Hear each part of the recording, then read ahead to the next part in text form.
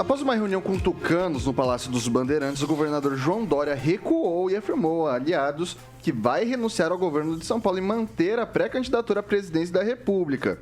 A decisão foi tomada depois que o depois que Dória recebeu um gesto de apoio do PSDB e da pressão de aliados que o querem ver fora do governo de São Paulo. O PSDB pretende lançar Rodrigo Garcia ao governo do estado e a permanência de Dória no cargo desidrataria a campanha, segundo alguns dirigentes do partido. E daí hoje foi um vai, não vai, vai, não vai, vai, não vai, vou, não vou, vou, não vou, vou, não vou, fiquei, saí. Daí fiquei de novo e depois eu saí de novo.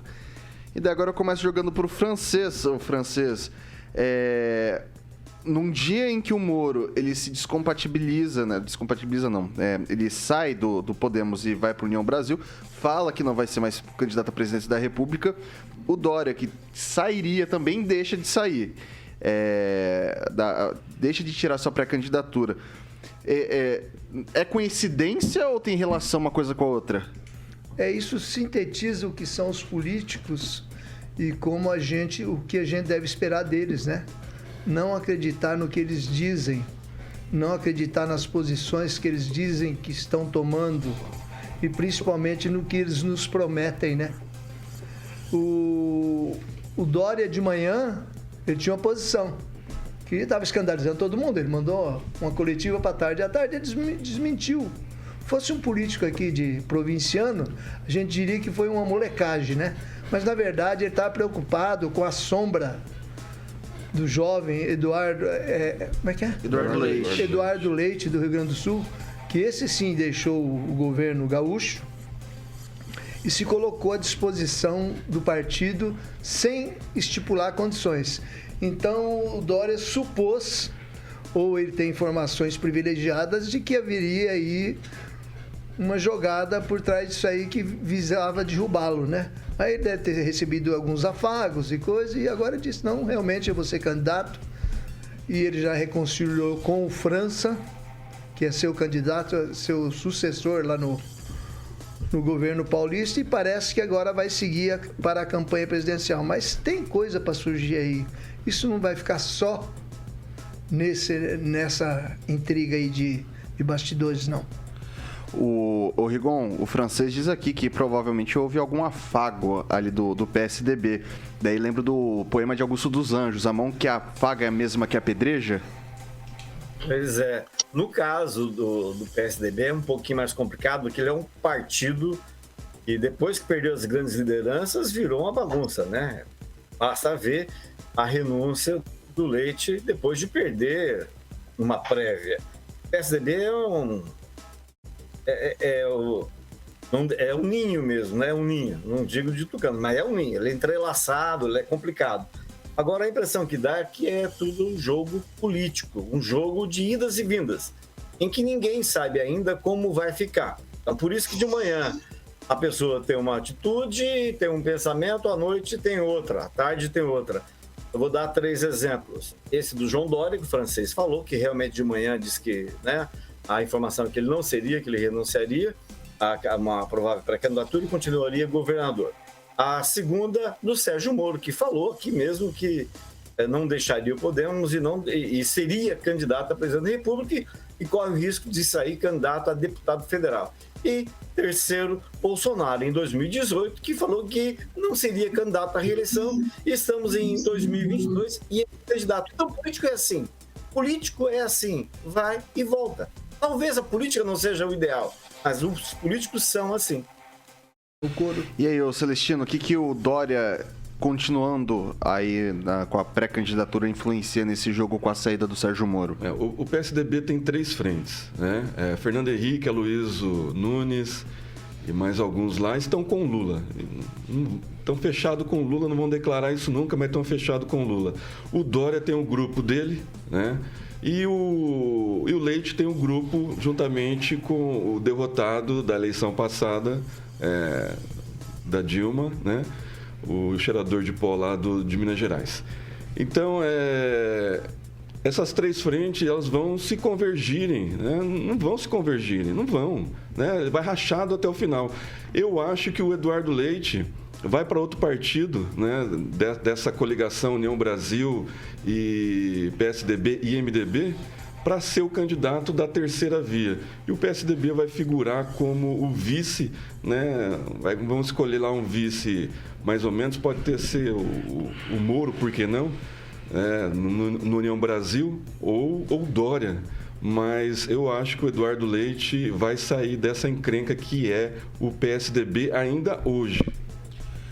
Bom, ele tem aí alguns minutos, algumas horas, né? Até meia-noite. Então, 11h59. Até algumas horinhas, né? E aí, Lanza?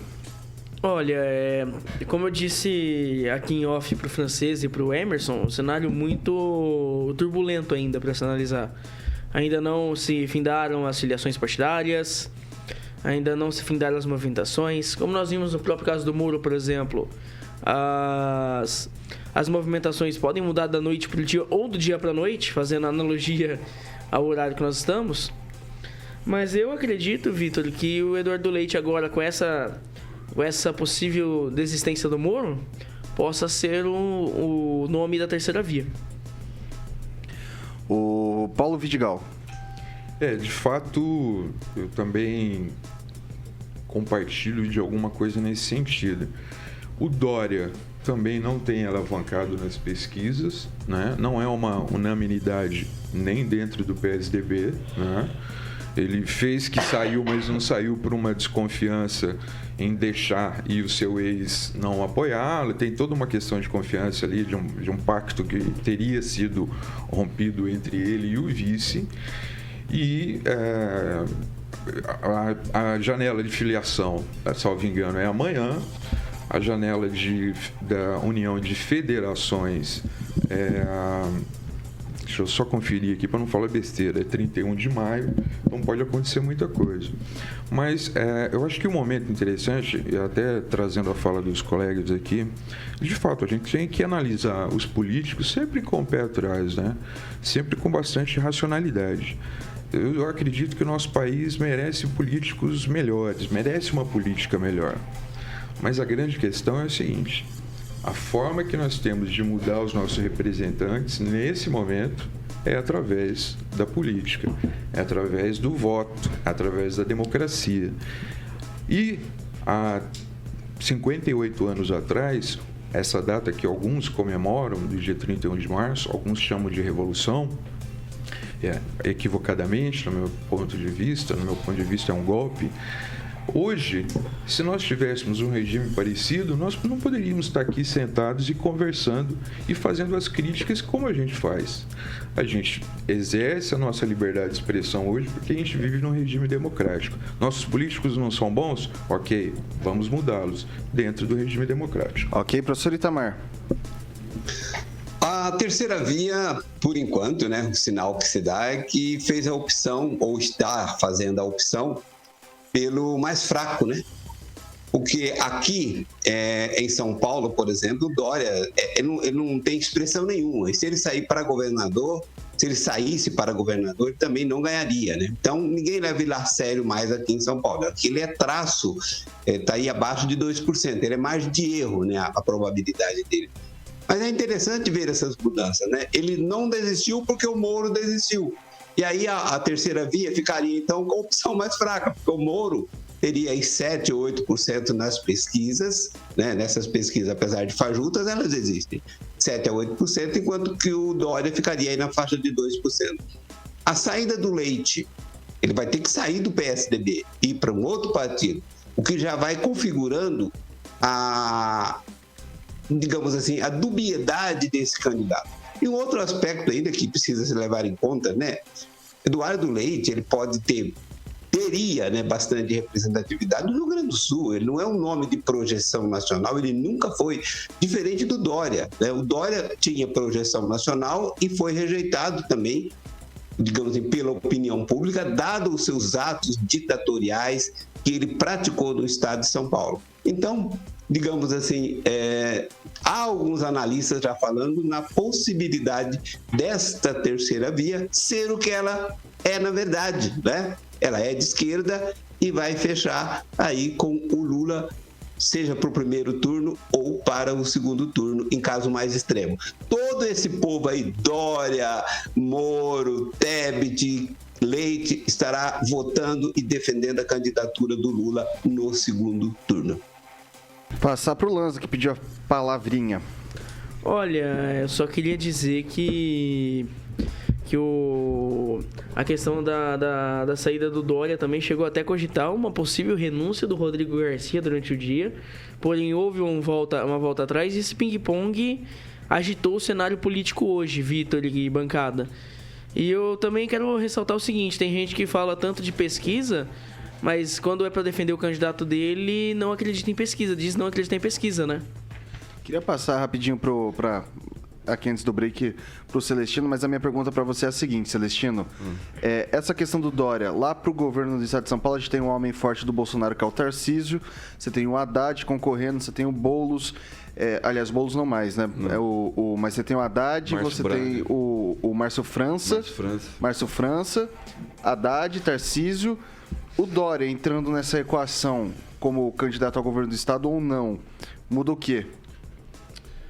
Olha, eu acredito que o Tarcísio esteja no segundo turno já, né? Então, aí vai decidir entre Márcio França, Dória, Haddad e quem vier mais para disputar com o Tarcísio.